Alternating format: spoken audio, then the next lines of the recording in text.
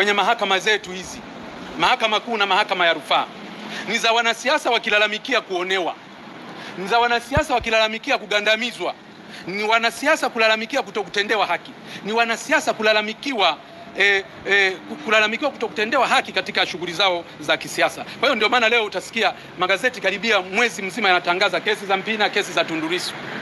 Lakini wezi wa nchi hii, wala rushwa wa nchi hii, mafisadi wa nchi hii, wabadhirifu wa fedha za nchi hii, hata kama wakitangazwa namna gani, kesi zao hatusisikii.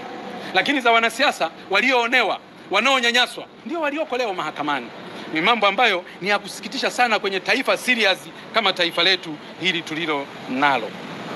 Sasa nimeshaeleza kwamba hivi unaweza vipi katika nchi ambayo inaheshimu misingi ya katiba, inaheshimu misingi ya katiba. Leo mashauri haya, mlolongo wa mashauri haya kama nilivyoeleza kwamba yamekwisha kufunguliwa. Leo nchi yetu ambayo inaheshimu katiba, inaheshimu utawala wa sheria, inaheshimu utawala bora, mgombea wenu ambaye mmoja yuko mahakamani, kama nilivyosema kule awali, mmoja wenu yuko mahakamani akidai haki zake hizi mahakamani, na hamjui mahakama itaamua nini mwisho wa siku, hamjui mahakama itaamua nini. Kwa nini uchaguzi, kwa nini ratiba ya uchaguzi iendelee ile ile?